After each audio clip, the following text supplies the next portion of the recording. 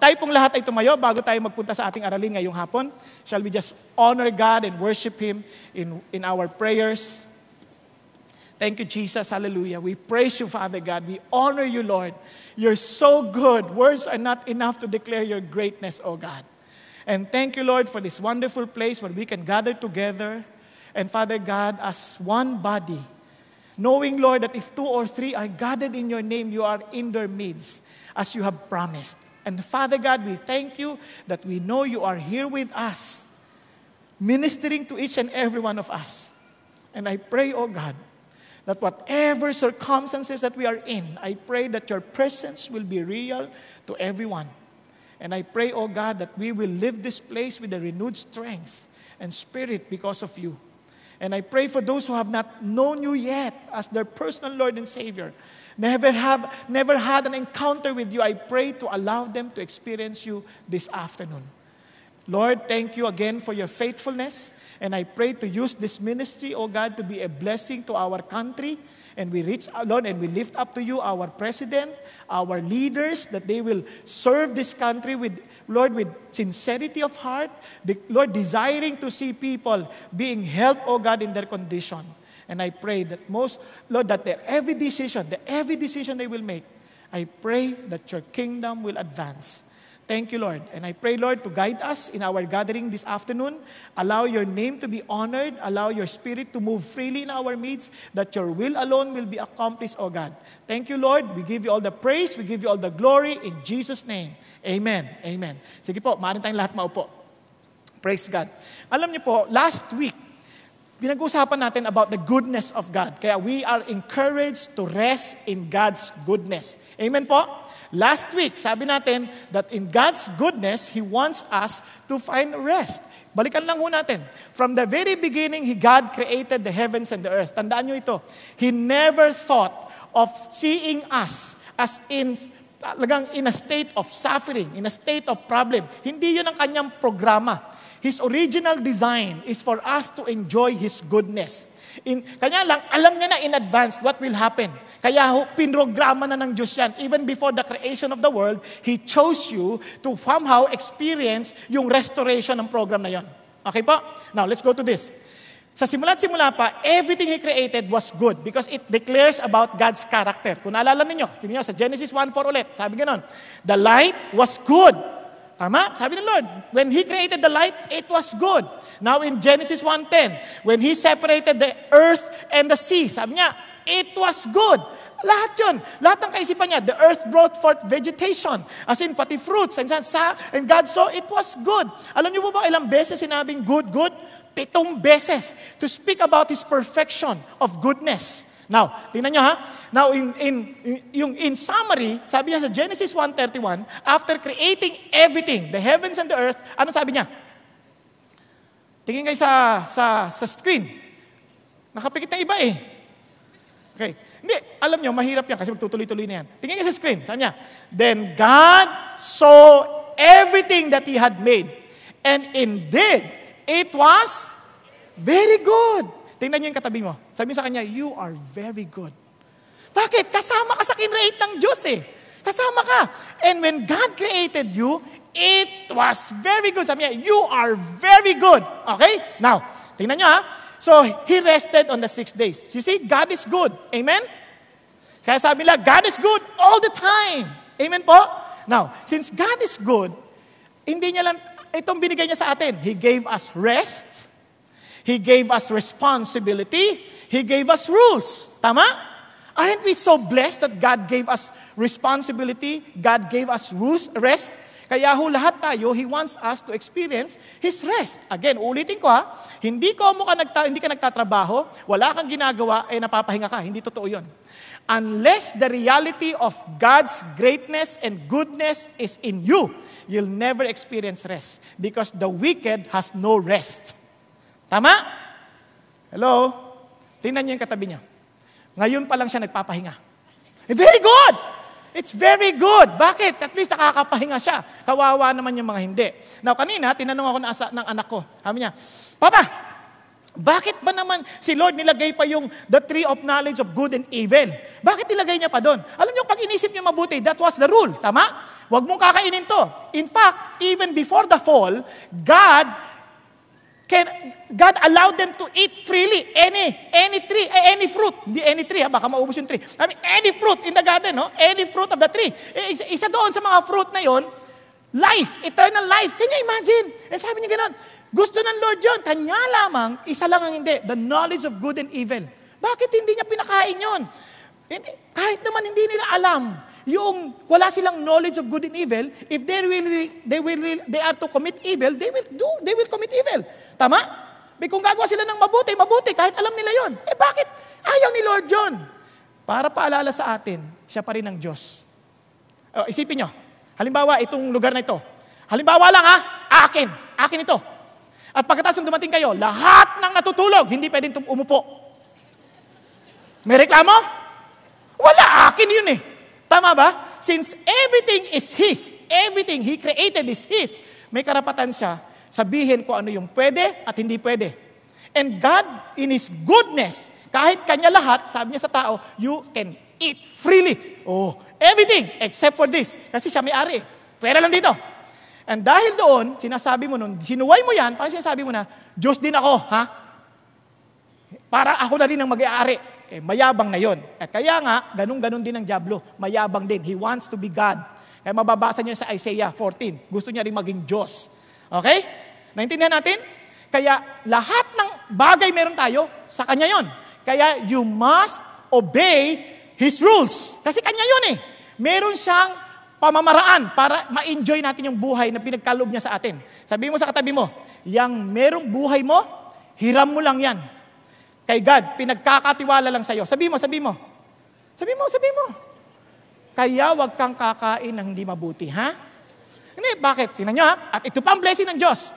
Relationship. Wow, this is a great blessing. Bakit? Basahin natin. You see, we need to follow God's design on relationship. Now, para ma-enjoy natin yung relationship, sabi ng Bible, we need to follow His design. Kasi may relationship. Alam nyo, bawat isa sa atin, gusto natin maging masaya. Sino dito ayaw maging masaya? Sino dito gusto maging masaya? Pagkataas ng kamay. Wow! Lahat tayo gusto maging masaya, tama? Walang matinong tao na ang gusto niya ay maglugmok at malungkot. Lahat tayo gusto natin maging masaya. Kaya lang, iba-ibang ating paraan. Yung iba, sa kamagitan ng kayamanan. Pag yumaman ako, kaya iba, pag nanalo ako ng loto, sasaya ako. Marami nang nanalo ng loto, hindi naging masaya. Sa katunayan, marami sa kanila nasira buhay. So, hindi yan garantiya. Sabi na, pag ako naging sikat, yayaman ako, at siyempre, pag sikat ako, nako, masaya na ako. Nako, maniwala kayo sa akin, hindi lahat ng sikat masaya. At hindi nakakatuwa ang sikat. Hindi ko sinasabing sikat ako, ha? Ang sinasabi ko lang, sa maraming mga sikat, hindi lahat sila masaya. Naranasan ko sumama sa isang artista. Meron kaming seminar at nandun yung artista. Kasama ko naglalakad. Isipin man naman nyo. Sabi niya, bibili lang ako ng belt. Sumama naman ako. Di pagsakay namin ganyan, sa taxi, baba. Pagbaba, nako, nakilala siya. Kasama ako, ha? Biglang dumumog yung tao. Bigla siyang lumayo. Hindi niya na ako marinig. Kasi sobrang sikat, nagdinumog na. Kinagalaw yun. Sumakay na siya sa taxi. Ginuyog-yug yung taxi. Sabi ko, hintayin mo ako. Siyempre, ang layo eh. Talaga, ang hirap. Sabi ko, kawawa ka pala, no? Pag sikat ka, nagkakagulo yung tao, wala ka ng kapayapaan, wala kang privacy. Tama? Kaya hindi lahat. Kaya nga sabi ni Elvis Presley, mayaman na, sikat pa. Sabi niya, magbabayad ako ng $1,000,000. Mabuhay lang ako ng normal. Isipin ninyo, kung gaano kahirap ang buhay niya, kasi meron lang tumubong pimples, may pimples siya. Di ba? Mawala yung pimples, wala na. Lahat pinag-uusapan. Hindi, kakain na lang, ang laki niya sumubo. Nung hindi nakakain, ang arte niya. Lahat merong sasabihin. Kaya, anong sasabihin ng tao? Siguro, pag napakasalan ko itong babaeng ito, ako na ang pinakamasayang tao sa balat ng lupa. Nagpakasal. Tingnan nyo ang kamukha. Tingnan nyo, sino mga may asawa dito? Tingnan nyo yung katabi nyo, yung mga may asawa. Kung masaya nga. Biglang isip nyo, oo nga. Di ba?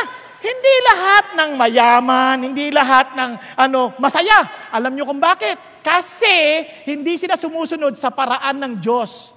Kasi siya ang nag-imbento nun. Hindi naman masamang mayaman eh. Pero kung mayaman ka sa paraan ng Diyos, panalo ka. Tiyak masaya ka. Kung ikaw naman ay sikat sa paraan ng Diyos, panalo ka din. Bakit? Kasi marami makikinig sa iyo tungkol sa mensahe ng Panginoong Diyos. Amen? Ngayon, kapag ikaw ay karoon ng relasyon, kaugnayan, kasi alam niyo po, maraming tao, because in the absence of God in the relationship, ang sakit. Why? Because the person closest to you hurts you the most. Tama? Kasi kung malayo yan, masasaktan ka ba niyan? Pero yung pinakamalapit yan na nakakasakit sa'yo, sa sobrang lapit na naaapakan yung kalyo mo, masakit. Now, itong sasabihin ko sa inyo. When God saw it, grabe si God, sabi niya, then the Lord God said, it is not good for the man to be alone. I will make him a helper suitable for him. Kita mo ang Diyos ha? Ang Diyos, perfect siya. Alam niya na beforehand kung anong kalalagayan ng tao when He created it. Bakit? Kasi when God created the man, He created the man alone. Wala siyang partner. Baka maisip nyo kasi, He created male and female. Oo, pero in details, nauna muna yung lalaki bago yung babae. Tama? Tama ba? Ngayon, bakit ginawa ng Diyos yun? Isa-isa, mamaya titingnan natin. Una sa lahat, mapapansin ninyo, when God introduced Himself as God, ano sabi niya? God created the heavens and the earth. Ano yung Hebrew? Elohim created the heavens and the earth. In the beginning, Elohim. Yung Elohim meaning He is the creator, powerful. He can judge. Naintindihan natin? Pagdating dito, surprisingly, nagpakilala ang Diyos in Genesis 2 ng malapitan as Lord God. Napansin niyo ba yun? Tingnan natin ulit yung verse. Then the Lord God. Makikita niyo yan sa verse 4 pa lamang. Lord God. Marami sa inyo nagtatanong, bakit ba mayroong Lord na capital O-L-O-R-D at meron namang yung Lord na yung capital niya L tapos yung O-R-D maliliit? Anong difference nun? Okay, bago mo pa naginipan, makinig ka sa akin, tingin ka rito. Yung Lord na yan, ang ibig sabihin niyan ay Yahweh. Yung word na yan ay personal name of God. Naintindihan po natin. For example, ako po, pag tinatawag ko si Pastor Peter, hindi ko siya matawag na, Peter, hindi ka matawagin. Kasi in respect, Pastor, tama? O kaya Sir, tama ba? Tama po. Yung personal name na yon para sa mga close lang nun. Kunyari kung close kayo, hindi ko sinasabing hindi close. Si Pastor Peter, na very humble guy, sabi niya, you can call me Peter. Ganyan. Sinasabi niya rin sa tao. But for me, parang dalay-dala ka na ng puso ko yung paggalang na, parang di ko kaya. Pastor, ganyan. Pag sabi ka, kunyari, Peter lang sa, Pastor, hindi kaya ng aking kaluluwa kasi yung paggalang ba? Tama?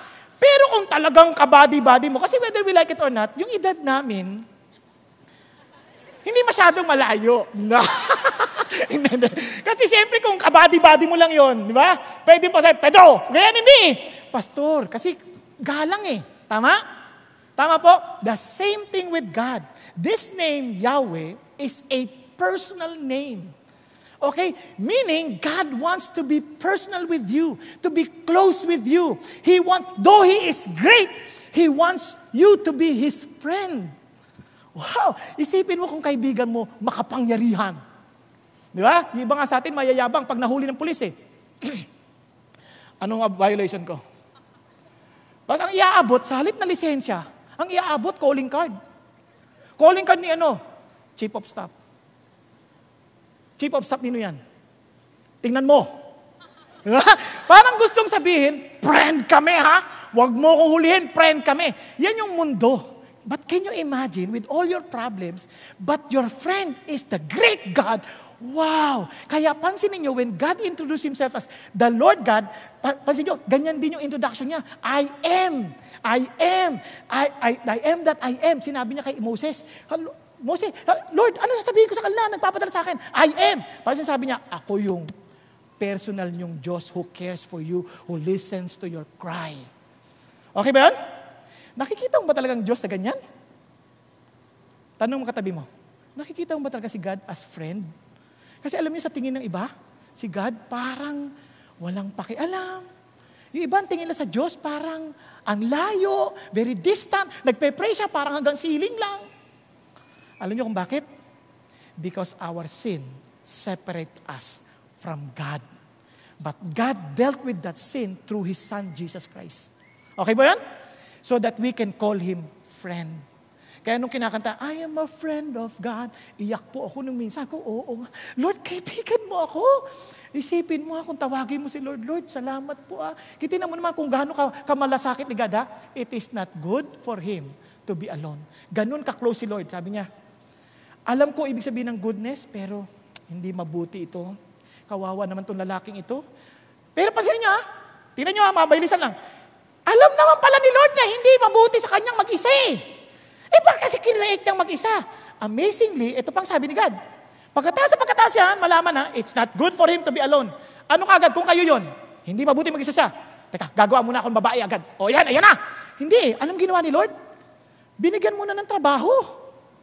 Nakita niyo ba yun? Tingnan niyo. Verse 9, out of the ground, sorry. Sabi niya, out of the ground, the Lord God formed every beast of the field and every bird of the sky and brought them to the man to see what he could call them. And whatever the man called the living creature, that was its name. Sabi ng Lord, hindi mabuting nag-iisa siya, kawawa naman. Di bale, ito, pangalanan mo na itong mga hayop na ito. Kung ako yan sa makasalanang kalalagayan sabi, Lord naman, alam mo namang malungkot ako Papangalanan ko pa. Bigyan mo muna ako ng kasama. Di ba? Tama? Hello? Alam niyo kung bakit ganito si God?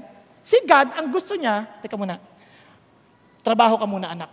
Tingnan niyo mga kapatid, huwag ka daw mag-aasawa na hindi ka pa nagtatrabaho You need first to be responsible enough before you get married. Tingnan niyo, maraming tao hindi masaya sa kanilang buhay mag-asawa kasi nag-asawa na wala pang trabaho. Kaya pareho sila nagtititigan. Anong kakainin natin? Malay ko sa'yo. Pinakasalan mo ako binuntis mo ako Akala mo itong pakwan na to makakain, Hindi. Kasi si Lord mismo, ang una niyang ginawa is to give you responsibility. Why? It is a pre-marital counseling for Adam. Kasi bakit? Kasi wala kang dahilang mag-asawa kung hindi mo naman alam yung dahilan mo sa buhay. Pag-isipan ninyo, nakapanood na kayo ng kasal? Ano sasabihin ng babae? Saan ka man magpunta, doon din ako pupunta. Saan ka man tumira, doon din ako titira. Ang pamilya mo, pamilya ko rin. Ang Diyos mo, Diyos ko rin. Isipin mo kung ikaw yung lalaki, saan ako pupunta? Wala nga Hindi ko nga alam Hindi ka dalawa na kayong ligaw. Tama? Tapos susunod pa, saan ka man tumira? Wala nga akong bahay. Mag-isipan ninyo, kaya yung lalaki dapat maliwanag sa kanya yung pinakadahilan niya bakit siya nag-e-exist. Tanong mo yung katabi mo, alam mo ba kung bakit ka nasa lupa? Kaya iba hindi alam Oo nga basta kakain lang ako. Mabubuhay hanggang mamatay. Kawawa ka naman, hindi yan ang design ng Diyos sa'yo. God designed you for a mission. Kaya bago niya pinakilala yung asawa, kilala niya muna ang kanyang master as his personal God. Kaya master muna, pagkatapos yung mission, saka lang bibigyan ng asawa. Bakit? Anong mission niya? Papangalanan ba naman yung mga hayop? Kawawa, sabi niya, lalaking baka at babaeng baka. Biglang, ang lalaking unggoy at ang babaeng unggoy. Laging partner-partner. Pagdating sabi niya, ako? Kaya sabi niya, whatever the man called the living, that what's its name? Look at the words. The man gave names to all the cattle. Tingnan niyo, cattle muna. Ito babaeng hipo, babaeng hipo. Lalaking elepante, babaeng elepante. Tama ba? Tama ba? Tingnan niyo.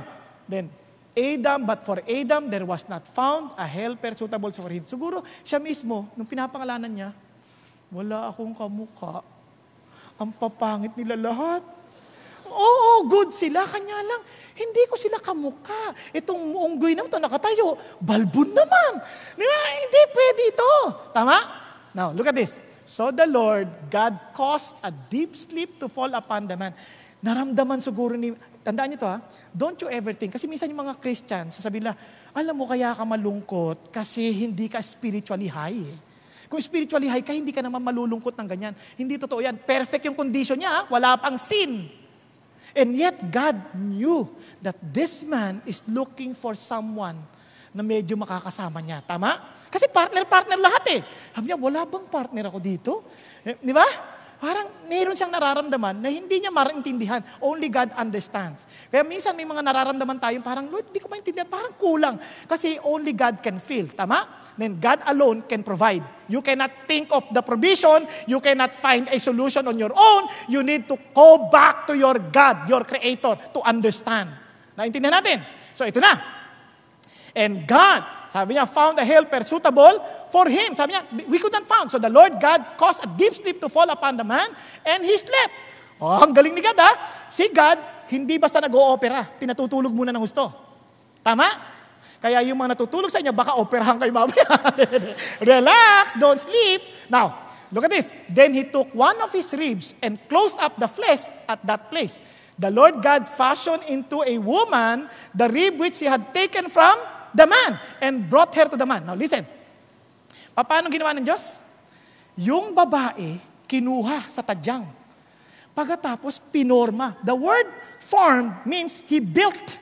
Imagine parang sculptor, binilt. Alam nyo, mga babae pag-isipan nyo ito mabuti. You are fashioned by God. Kaya kayong mga babae, don't ever feel insecure na pag walang nanliligaw sa inyo, hindi kayo maganda. Hindi yan totoo. Ang totoo niyan, when God designed you, isipin nyo, yung lalaki, He designed it from dust. At yung mga babae, designed it from man's bone. Isipin nyo kaya yung mga lalaki, amoy lupa. Ang babae, amoy bulalo. Galing dito sa buto Joke lang. Di ba? Kaya tinan nyo, masayang-masayang lalaki pag nakikita, amoy sabaw. Di ba? Huwag kayong magagalit. Pero ang ibig sabihin, never ever feel insecure. Why? Kasi you are designed beautifully by God. Can you imagine? The God who is perfect designed the woman. Alam niyo kung gaano kaganda yung babae? Dinala ni Lord. Nung ginawa na, dinala niya, tulog si Adan. Tulog. Paggising niya, ano sabi niya? The man said, this is now. Alam niyo yung word na this is now? Yung literal translation niya ganyan. This is it! Sabi niya, sa Tagalog, ito yun! Parang saya-saya. Sabi niya, ito yung buto ng buto ko. Hindi niya ibig sabihin? Ano yung ibig sabihin niyan? Ito yung laman ng laman ko. Ano ibig sabihin niyan? Ito yung kamukha ko. Ito yun. Ang ganda mo, di ba? Tama? Ganon ka-importante yung asawa dahil naintindihan mo yung pangangailangan mo.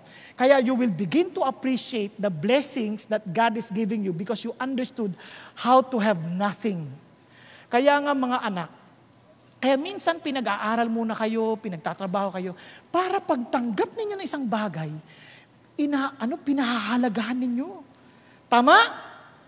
Hello? Subukan ninyo, pag kayo bumili ng sarili nyong kotse, naku, mayat-maya, hinuhugasan. Tapos minsan, pag umulan, ipapark sa gasoline station. Magta-taxi kasi baka madumihan. Kasi pinaghirapan niya Pero pag di niya pinaghirapan, nako, pinababaya. Parang kahit sira-sira. Pansinin niyo yung mga sasakyan ng opisina minsan, pag pinagagamit, minsan di nila iniingatan. Wala bang lubak? Malubak, pero hindi naman akin to, no? Hindi nila pinapahalagahan. Kaya si Adan, papahalagahan niya ngayon itong asawa niya. Bakit? Nakita niya yung kawalan Minsan ganun tayo, nakalimutan natin, we don't deserve anybody to be in our lives. Naintindihan niyo? Wala tayong karapatan. Kaya minsan pag iniisip mo, Lord, thank you binigyan niyo kami ng kasama. Kasi sa totoo lang, wala naman akong karapatan Tingnan mo, minsan kung tatuhin natin mga anak natin, para mga Diyan kita dyan. Nakalimutan mo, ang daming walang anak, hangad na hangad magkaroon. Pero ito, binigay sa'yo ng Diyos, pwede ka namang hindi bigyan Para may asawa, ganun din. Bigyan mo isang may asawa mo. Sino may asawa rito ulit? Pakitingnan nga. Tingnan nyo na asawa nyo kung kasama nyo Napapahalagahan niyo ba yan? Parang, niligawan ko ito eh. Kaya nga, inaani niya ngayon ang lahat ng hirap ko noon. Walang ganunan. Sa totoo lang, huwag mo sabihin marami ng parang, kumbaga, ako lang, ikaw lang nagtiyaga. Hindi. Binigay yan ng Diyos sa'yo. Kaya, he who finds wife, finds favor of God. Okay po? Now, what am I trying to say? Gusto niyo malaman ng basic principle ng relationship? Always start with God. Always start with God. Kahit sa kaibigan, if God is not first in your life, iti-take advantage mo lang yung kaibigan mo. Tama? Hello? Kung hindi naman, tingnan ninyo, lahat, wala, kahit na kung hindi Diyos ang sentro, lalamangan mo lang lagi ang kaibigan mo. Maging ang magulang mo. Tingnan ninyo ang Diyos. Papakita ko sa inyo, ha? Papakita ko. Sabi ng Lord, tingnan nyo, ha?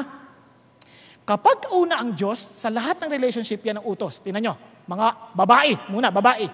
Madali bang mag-submit sa asawa? Sino mga may asawa ditong babae? Madali bang mag-submit? Mahirap. Hindi mo gagawin yan kung kumbinyente lang ang isip mo. Kaya sabi ng Lord, wives, be subject to your husband as to the Lord. Si Lord ang una, hindi yung husband. You submit to the husband because you submit to the Lord. Tama?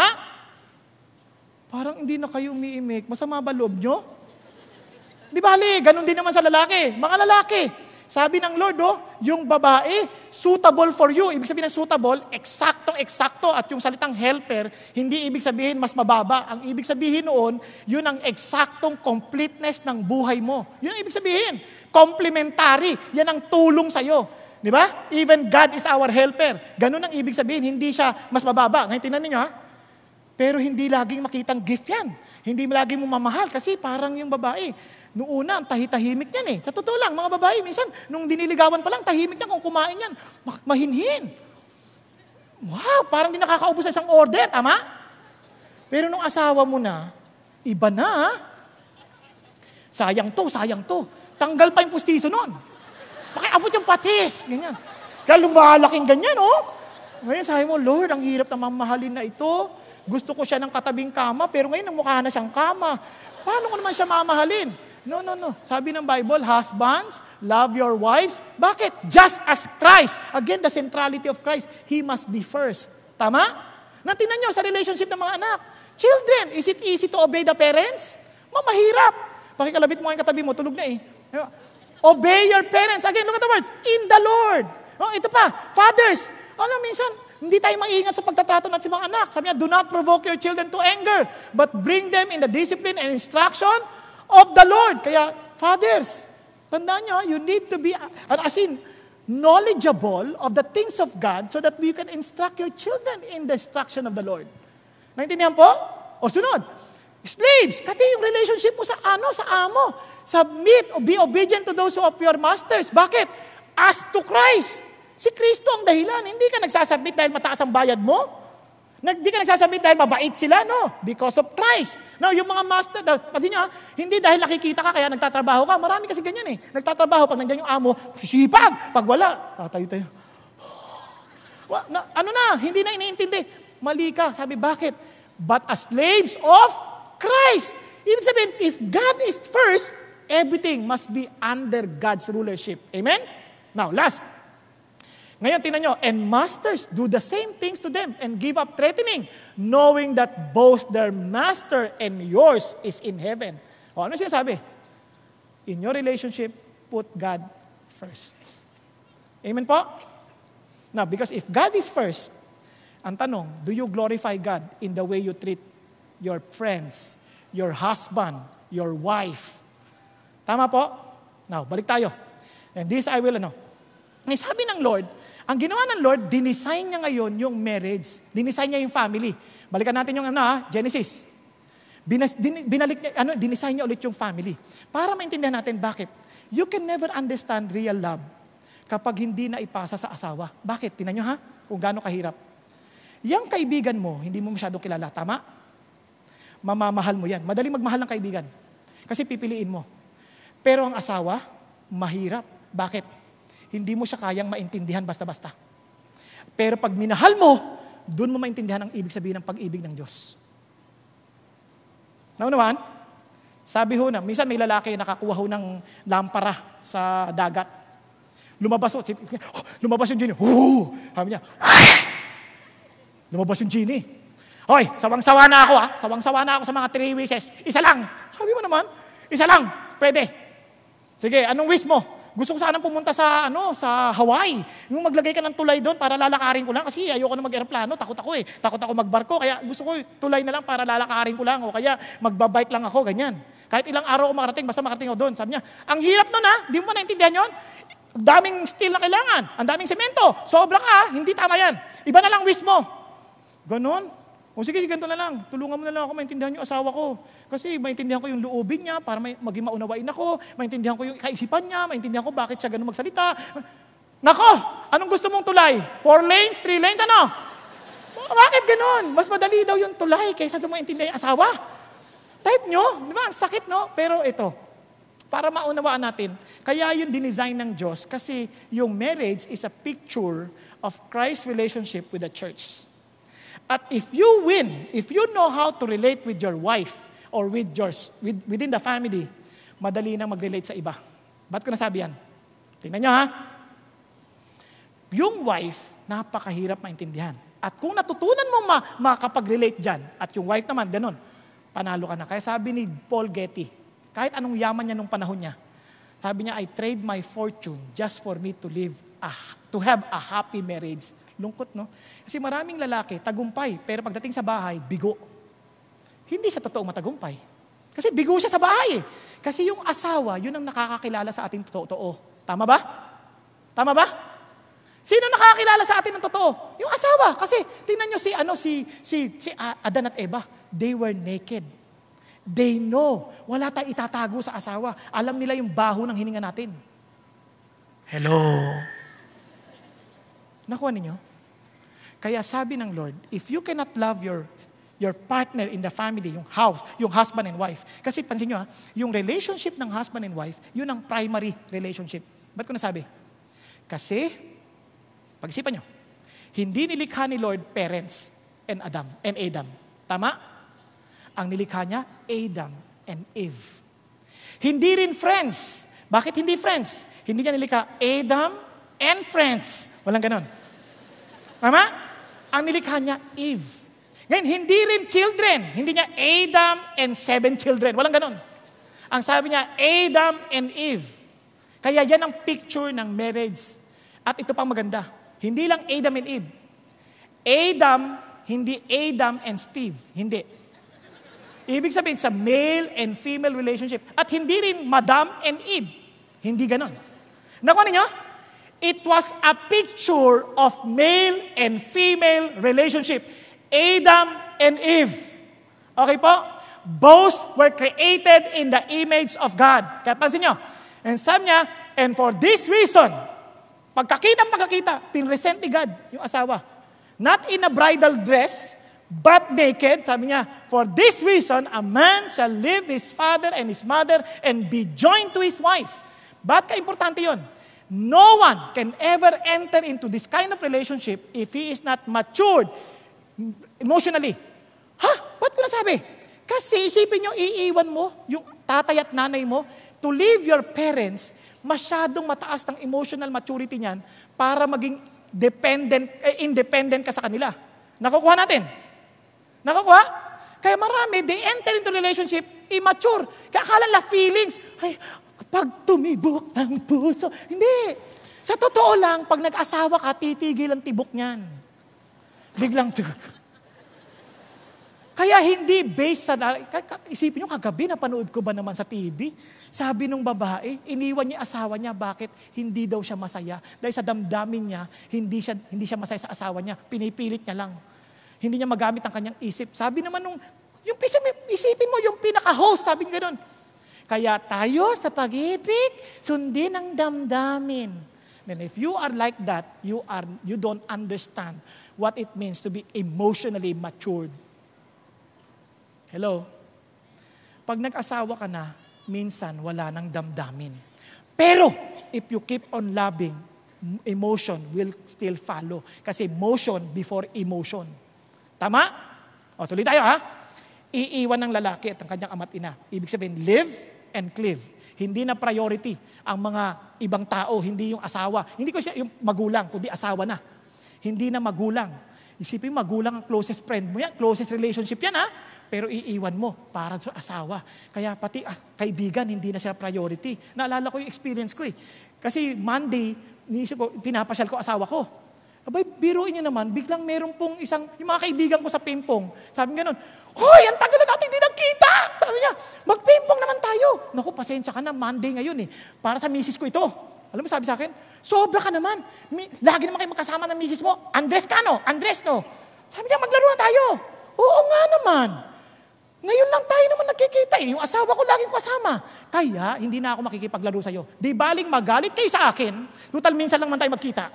Kasi asawa ko magalit sa akin. Lagi ko nakikita. Tama? Yun ang ibig sabihin ng live and cleave.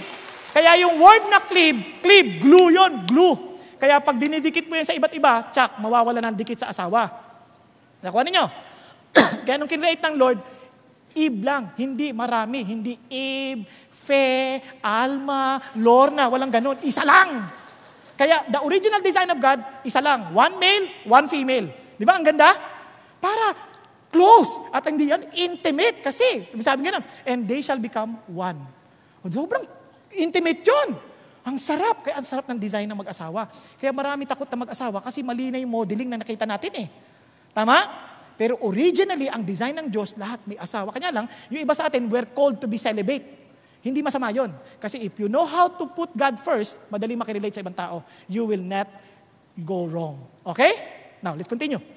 And the man and his wife were both naked and were not ashamed. Napaka-safe ng environment. Now, pansinin nyo, the primary relationship that God uses, marriage. Bakit? It's a picture of God and us, the church. Pero tanong, paano mo i-enjoy talaga yung marriage? Paano nyo talaga enjoy? Paano magiging tamang model ito? Pakinggan natin si Pastor Peter at si Diona sa bagay na ito. Okay ba? Kasi alam niyo po, sobrang impressed ako sa kanilang relationship. To be honest with you, ako rin nag-aaral pa, inaaral ko pa. Kasi masamang tao ako Sa totoo lang, bago ako kinasal, marami na akong ginawang mga kabalastugan. Mali-mali ang aking intindi sa marriage. Nakuha ninyo? Kanya lang, mabait ang Diyos. Inaayos niya. Okay? Kaya ito na po, panoorin. We have been given this very honorable role to be a helper. And our job description, can we read this together? She does him good and not evil all the days of her life. As a helper, as a wife to our husband, we are to be a life giver and not a life drainer. So how do we do this? Well, to make it easy, I made a short acronym called HERS so that we will know how to follow God's design for best results. Ladies first, we have to hope in God. We cannot hope in our husband, in our children, in our circumstances, in our money. It has to be hope in God. Everything will disappoint us but God. God has said that this hope we have as an anchor of our souls, both sure and steadfast. This will stabilize us. Now, I learned this very early in marriage. I married Peter because I was hoping that he would be my spiritual leader. Shortly after we were married, we were looking for a church to attend, and we were not able to find one. And so Peter turned to me one day and said, Diana, why don't we just worship at home? Just the two of us together. We'll have our worship in the house. We won't go to church building for worship. I was panicking inside because here I had thought he's going to be my spiritual leader, and I thought he's leading me in the wrong direction. But God spoke to me, and he said, Diana, you put your hope in me. I will take care of Peter, and I will take care of you. Relax. You see, when we put our hope in God, we can rest. And so I said, okay, God, this is your problem. God is so faithful. A few weeks later, we met a missionary in Brookside who was going to start a church. And so he invited Peter and me to help, and we helped this couple set up a church in Brookside. And then some years later, 1984, we and some other couples decided to put up CCF. So I want this to be a monument. Ladies, hope in God, because God will direct your husband, and then you will be steadfast and sure. Then as a helper, we are also, H is hope, and then E, we are to be an encourager. That is how you're a life giver. That's how you're a strong support to your husband.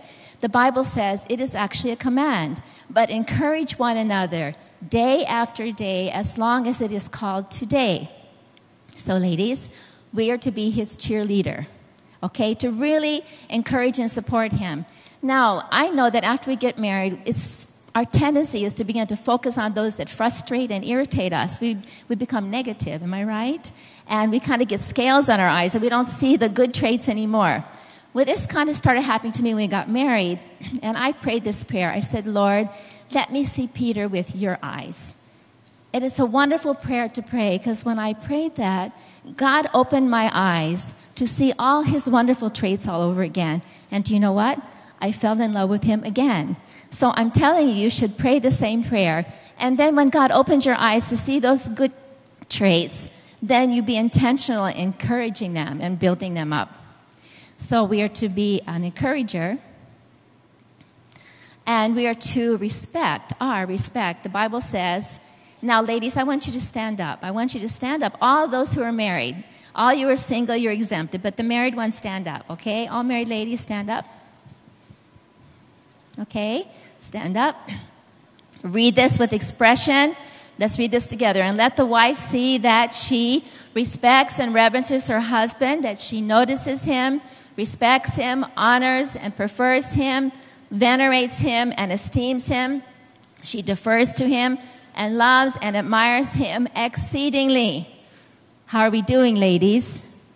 Okay, sit down. Respect is so important to our husband. When we don't respect him, when I am a little disrespectful to Peter, he doesn't like it. And I'm going to share a story that I'm not proud of, but to show that sometimes we do fail, but there is redemption. A few months ago, we were having a discussion, and I told Peter, but Peter, I told you about that already. And he said to me, you did not tell me. Now, I felt insulted because I did tell him, but he was saying I didn't tell him. Does this happen to you? Happens to us a lot. I want to walk around with a tape recorder, okay? So I said, Peter, I did tell you. And then Peter said to me, you did not tell me. And so I raised my voice a little. I was not shouting, but I was being emphatic. I said, I did tell you, Peter. And then he never has done this before. He turned to me and raised his finger and he said, you change your tone of voice. And I said, I was like, and I did the same thing. I said, you change your tone of voice. I've never done that before. I was shocked at myself. And he said, no, you change your tone of voice. And I said, you change your tone of voice. End of conversation. I was like shocked at myself. So he went up, I think, to the study room, and I decided to go for a walk. Well, see, when you walk and you pray, it's walkie-talkie. And so God talked to me, and God told me, Deanna, what you just did was very respectful to your husband. And I said, oh, I know, Lord, I'm so sorry. Please forgive me. He said, now you have to go back and you have to apologize to Peter. I said, yes, I'll do that. So I went home, took a shower so I'd smell good, and then I looked for him. And I saw him, and I kind of sheepishly said, Peter, I'm so sorry. Please forgive me for my disrespect to you. And I have to say, I praise God for my husband because he will always forgive me. He does not hold grudges. And he said, yes, Deanna, of course I forgive you. You see, forgiveness is the oil in a relationship that reduces friction. He forgave me, but I'll never forget what he said. He said, but Deanna, you remember that for a man, what is important in marriage is respect, respect, respect. Am I right, man? Is he right? Is that right? Okay, ladies, I'm telling you, that is what is important in marriage, is respect, respect, respect. So now I want to give you an assignment right now. I want you to turn to your husband if you're sitting beside him, and I want you to tell him one thing that would encourage him. Just one thing right now, okay? Think of something. Have you ever thanked him for working hard to support the family? Think of one thing you can encourage him, and that's a way of respecting him. So do that right now. Don't be shy. It's a command.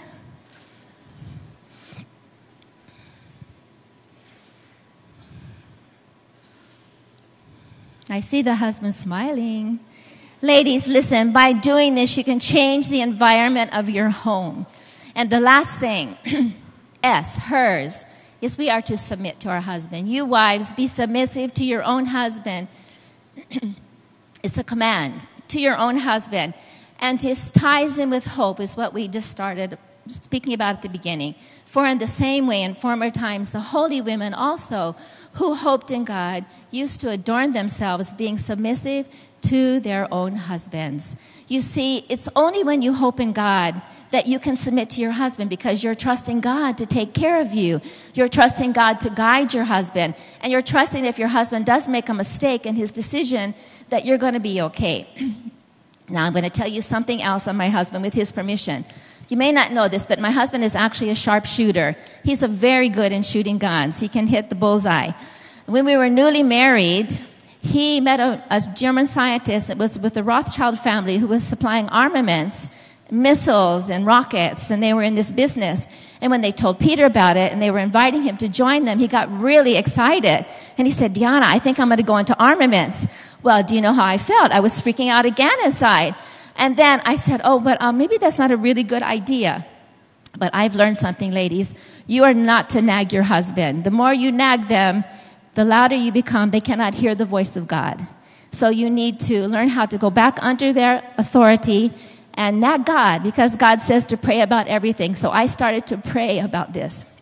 He was so interested that he even flew to the States to go to the factory to look at the armaments. Of course, I was on my knees praying. And then I received a phone call. And he said, Diana, I went to the factory and I saw the video, and God spoke to my heart. And I realized it's not going to be God honoring, so I decided not to go into armaments.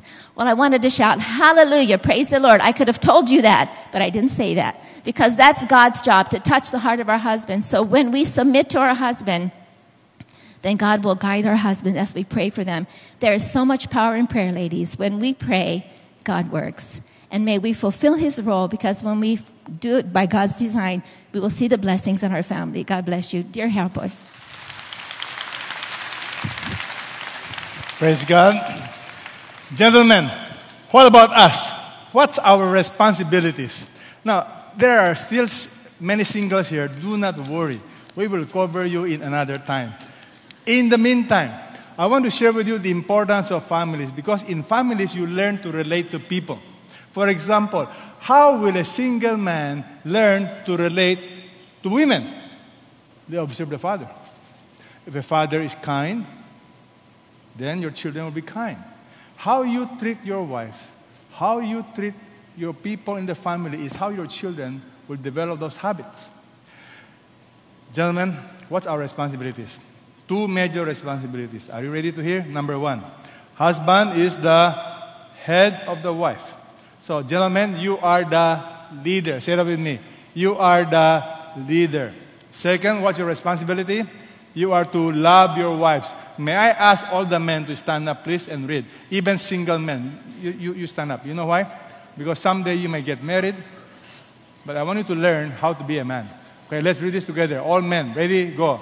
Husbands, love your wives as Christ loved the church and gave himself up for her, so that he might sanctify her, that he might present to himself the church in all her glory, having no spot or wrinkle or any such thing. She should be holy and blameless. So love your wife as Christ loved the church. Be willing to die for her. After a seminar, the girls got so excited. One lady told her husband, honey, I learned you must die for me. Die now. Die now. Okay? Thank you. Please sit down. Please sit down. All right.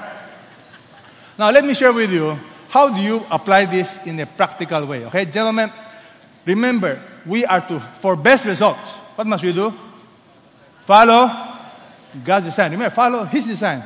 Everything is his, all his. So follow his design. Follow God's design. Okay with you? All right. It has nothing to do with superiority or inferiority. Galatians chapter 3 tells us we are all equal in the eyes of God. No male, no female. Understand? No master, no slaves. We are all equal in the eyes of God. But there are roles. Roles are different. When God gives you a role, in any company, there has to be a leader. It so happens you are the leader. It does not mean you are superior. But you got to understand roles are different. So, are you ready, men, for those roles? All right. Acronym, LEAD. 4 practical guidelines. Remember, this is just a partial seminar on the upcoming husband and wife parenting seminar. Leader, you are the leader. No blame principle. What does that mean? I've been counseling a lot of men, and I noticed something about men. They like to blame their wives. If something is wrong, they blame their wives. If something is wrong, they blame the school. They blame other people. You know what I tell this man? You are responsible. Yeah, but my wife does not listen to me. Listen to me. If your wife does not listen to you, whose fault is it? You're the CEO. In Tagalog, humanap ka ng lugar upang makiliti ang misis mo. You must find a place where you can somehow touch your wife so she will learn to submit to you. You see, you cannot use the Bible and say, the Bible says submit. Ay, nako, mali yan. You got to find ways because you are the leader. No blame principle. If something goes wrong with your family, gentlemen, are you listening to me? All married men, listen to me now. If something happens to your family, I'm making you responsible because God says you are the leader. Don't blame. Don't blame the school. Don't blame society. Don't blame the government. Don't blame Adam. You are responsible. Second principle. E, as a leader, as a lover, you need to love and lead by example. No excuse principle. What does that mean? No excuse principle. I have seen wives, children telling me, well, why should I do this? My dad does not do it. Gentlemen, listen to me. Live your life in such a way that your children will have absolutely no excuse for not following God. Now, you cannot control them. Understand? Ladies, I pray that you pray for your husband that his life will be lived in such a way that you cannot use his life as an excuse for your wrong behavior. Because you are to be example. Example does not mean perfection. It means authenticity. I make mistakes a lot of times, up to now. But I have learned, if I humble myself, I admit my mistake, then I move on. Because I do not want my family to use me as an excuse. I was talking to a guy recently. I said, where will you be this Sunday? Oh, I said, will you be attending service? He said, no, I'm with my family. We will be having a vacation. We are in this place. I said, listen to me. I said, if you do not make worship a priority, someday your children will use you as an excuse. Thomas Edison, have you heard of Thomas Edison? He told his son, do not forget the Sabbath day. You need to worship God. Then the son said, Dad, why are you doing experiment on a Sunday? And Thomas Edison made a decision. No more work, no more experimentation on Sunday. Do not allow your life as an excuse. You tell your children, don't smoke. You smoke. Don't get drunk. You drink. Don't watch pornography. But you watch pornography. What in the world are you thinking? But look at me. The no excuse principle is not just negative. I suggest all the men be an example to serve people. Be an example to love people. Not just negative. If you do not model serving, if you do not model handling discipleship, handling small group, why will your children do that? So, first principle, you're the leader, right? No blame. Number 2, no excuse. Number 3, affirm. You got to learn to affirm. No insecurity principle. You see, a lot of children, a lot of wives are looking for affirmation. But I've discovered most men, we are good in criticizing. If your son comes to you with a report card, all A, isang B lang, isang B. You know what most fathers will do? Anak, alika. Bakit B? Bakit B? You know, if I were you, close your eyes on the B. Son, I am so amazed.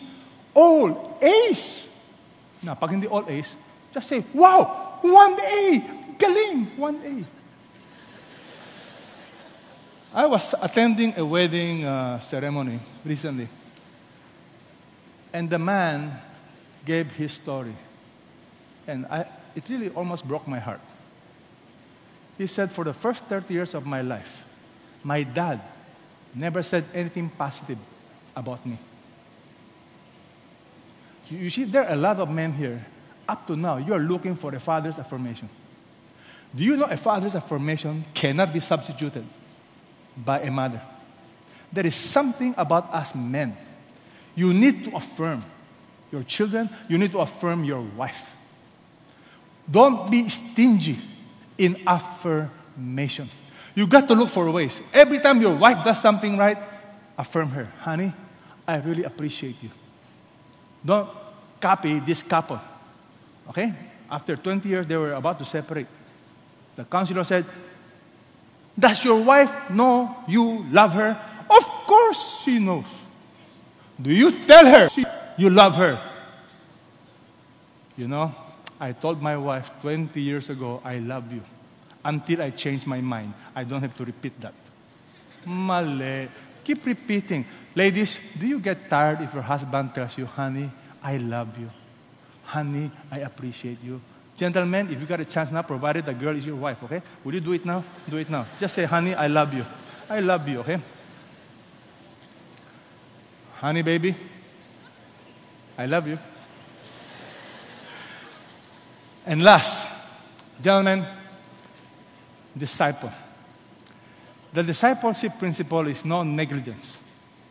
You see, most of us disciple other people. Why not disciple your own wife? Why not disciple your own children? Family is crucial. To be a leader, to be a lover, I suggest you follow God's design. Many years ago, when I learned this principle, I prayed. I said, Lord, help me to be a good husband, to be a good father. You have to be intentional. To disciple your wife or children, if you are not intentional, it's going to happen. How many of you have heard of this story? This pastor was so famous. He was so famous that if you have to invite him to speak, you have to book him in advance 4 years. But one day he received a phone call from his wife. Honey, you please come home. I'm having a problem with our son. And this man went home. He listened to the wife. And the Lord spoke to this man. Without knowing that his teenage son was in the next door, listening. I said, honey, we're going to do something different. You know what he did? He canceled all of his future appointments. He put up a for sale sign in his house. He told his wife, I'm going to move to another place. I'm going to focus on our family. Now, if I tell you his name, all of you will know him. This man, whose father changed the location, changed his schedule to be able to disciple him, this young guy who became a great Bible teacher. What is his name? Dr. James Dobson, the author of Focus for Family. Why? Because one day, the father made a major decision. What legacy will you leave behind? Well, I suggest when you disciple your children. Ayan, mga babae, narinig ko natin yung roles. Gusto nyong malaman kung talagang submissive kayo sa asawa ninyo? Sino mo may asawa rito? Na babae. Ito gawin nyo. Pag uwi nyo mamaya sa bahay, mag-usap kayo ng masinsinan. Sabi mo, sweetheart, ginagalang ba kita sa tingin mo? Pag sumagot siya ng hindi, huwag kayo magagalit. Huwag sabi, ano? Ganyan pa? Huwag ganon. Bakit? Kasi realidad niya yun eh, para maintindihan mo na kung talagang si God ang hope mo, talagang nagsasubmit ka sa Kanya, ini-encourage mo siya, malalaman mo. Kasi minsan akala ng babae, nakakatulong siya eh. Nakuha ninyo yung sabihin?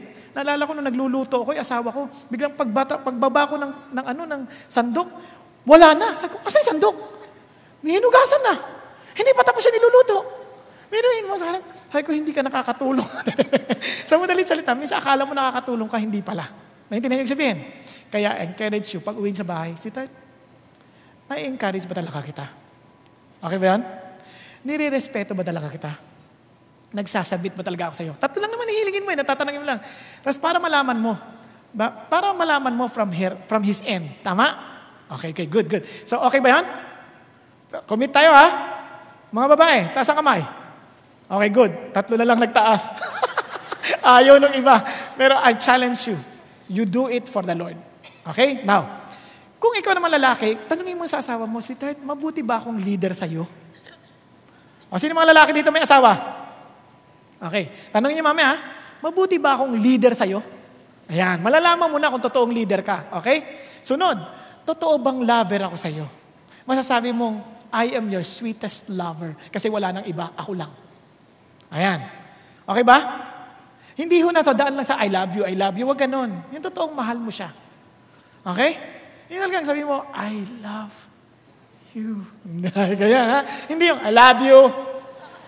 O kaya, pag sa inis mo, ang labo mo. Walang ganon. Yung totoo, I love you. Okay po? Iko-commit ba natin?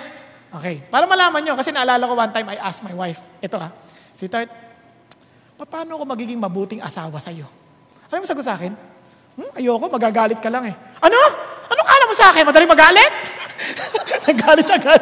Kaya tuloy, ayaw niya na magsabi. Bigla ko naisip, oo nga, parang patawarin mo ako, ang dali kong magalit. Kaya yun, mula nun, unti-unti, nalalaman ko na, hindi na ako agad-agad nagagalit. Matagal. Naku, niyang sabihin, kasi nalaman ko from her end kung ano problema ko. Okay po? Kasi minsan akala ko, pastor pa rin ako kahit nasa sasakyan. Ito, dapat ganyan, nagtuturo agad. Hindi tama. Alam mo, minsan ang mga babae, hindi na kailangan ng counseling. Kailangan nila ng nakikinig sa kanila. Okay po? Kaya sabi nga ho nila, nung inaral nila yung mga sinabi ni Adan, 1 volume. Yung sinabi ni Eva, 24 volumes. Kaya kailangan silang minsan pinakikinggan, pero hindi ibig sabihin susundin. Kasi bakit? Ikaw pa rin ang leader. Friends, let me just give you this as I am. Sabi ni God, yung ating relationship depends entirely on our relationship with God. God must be first. Okay po? Ito ho yung diagram. Husband and wife, as you grow closer to the Lord, you grow closer to one another. Tama? As you go farther from God, ganun din. You go farther from each other. Same thing with your relationship with other people. Same thing with your relationship with your boss, with your children. Bakit? Ito sabi ng Lord. When a man's ways please the Lord, he makes even his enemies to be at peace with him. Galit ang asawa mo sa'yo? Walk with God faithfully. And soon, she will ask for forgiveness. She will reconcile. Meron tayong kapatid na ganyan. Tagal, 30 years, iniwan siya ng asawa niya. Pero he kept faithful, walking with the Lord, never got married, basta waited for the Lord. Kasi dami niya ng pagkakamali in the past. Now, yung babae bumalik, nakipagkasundo. Grabe, no? Naalala ko, even in my work before, daming nanira sa akin. Alam nyo, for some reason, one by one, humingi ng tawad sa akin. Bakit sabi ng Lord? Just keep walking with me. Naintindihan po? Hello? Hindi ho yan minamanipulate. You ask God, tanong, paano kung nagkamali na tayo? Paano kung nagkamali na tayo? Alam niyo yung blessing ng Diyos? Friends, itong blessing ng Diyos. Pati sa intimacy, ang blessing ng Diyos. Pati sex, give ng Diyos. Regalo ng Diyos yan. Kasi yung gift, yung sex na yan, binigay ng Diyos yan. Kaya lang, nagiging masaya lang yan within the bond of marriage. Pag sa labas, ang sakit sa ulo niyan. Madidepress ka. Maraming mga babae, yung mga nag-premarital sex, depressed, insecure, hindi maayos. Ano sila? Bakit? Kasi hindi na ginamit yung regalo ng Diyos ang tama. If you want the best result, follow God's design. Sa mga may asawa, kung may sama kayo ng loob sa mga asawa niyo, pakinggan niyo to ha. Hindi design ng Diyos ang mahiwalay tayo. Bakit? What God has put together, no man can put asunder. Nasusundan? Bakit kailangan yon? Ulitin ko ha. Yung relationship natin sa asawa, larawan ng relationship ni Jesus sa church. Tanungin niyo sarili niyo. Gusto niyo ba kung unfaithful kayo, iwanan kayo ni Lord? Pakitanong mo sa katabi mo. Ikaw, gusto mo iwanan ka ni Lord? Pa nagkamali ka? Kaya sabi ng Lord, I hate divorce. Kasi tayo ang bride ni Christ. Ayaw niya tayong iwan. At walang issue ng annulment. Walang issue ng divorce. Walang issue ng separation. Ang nag-iisip lang ng mga yan, hindi mahal si Lord.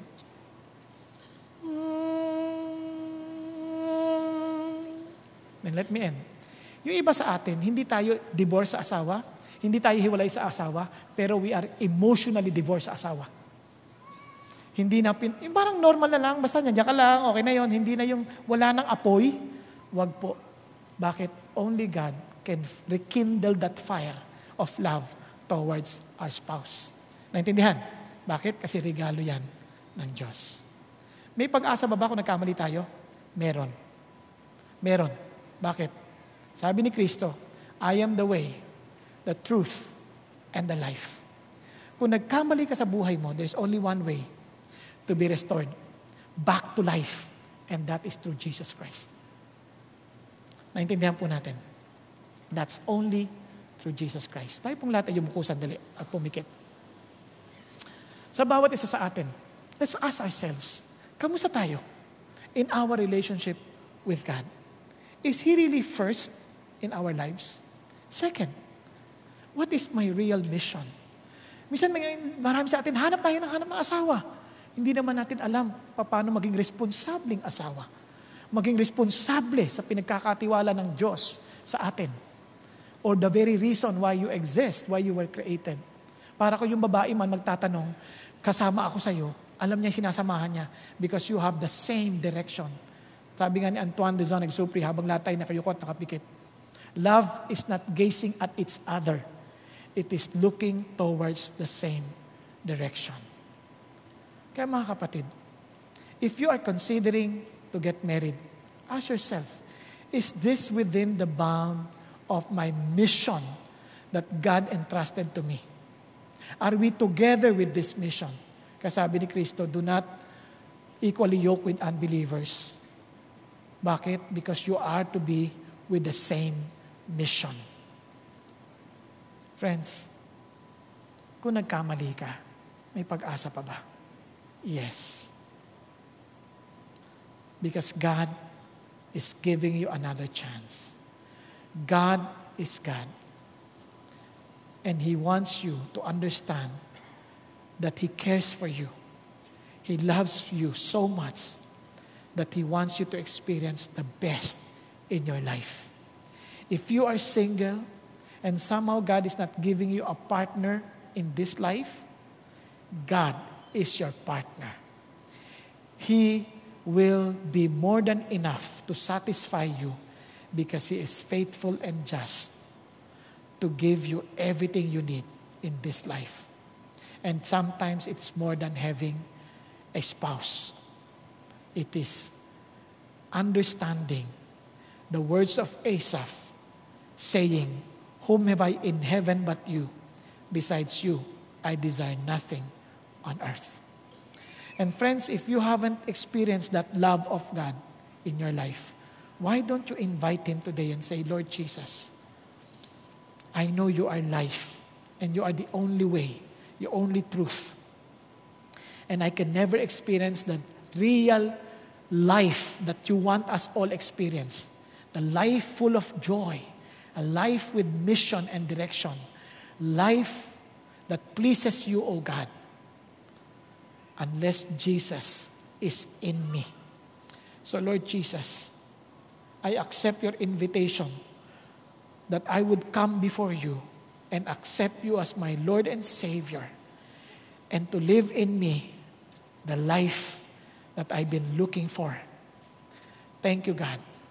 Thank you, Jesus, for dying on the cross for my sin.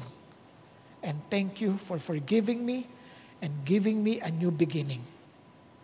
And Lord God Almighty, I thank you, Lord, for those who accepted you as their Lord and Savior. And for the rest of us, O God, may you once again restore our first love with you, that we may experience the same love, that we may extend it to others, especially for those who are married to their respective spouses, that we may all be a blessing to the people around us and to the children you have entrusted to us. Thank you, Lord. Thank you, God, for blessing us with a relationship, for it's not good for us to be alone, and that you have given us people around us to be with. And thank you for those whom you have given a partner in life, to be married and to enjoy the blessing of being one with your gift. Thank you, Lord. May you dismiss us with your grace and with your blessing. In Jesus' name, amen and amen. God bless you all. Come on, put your hands together for the Lord.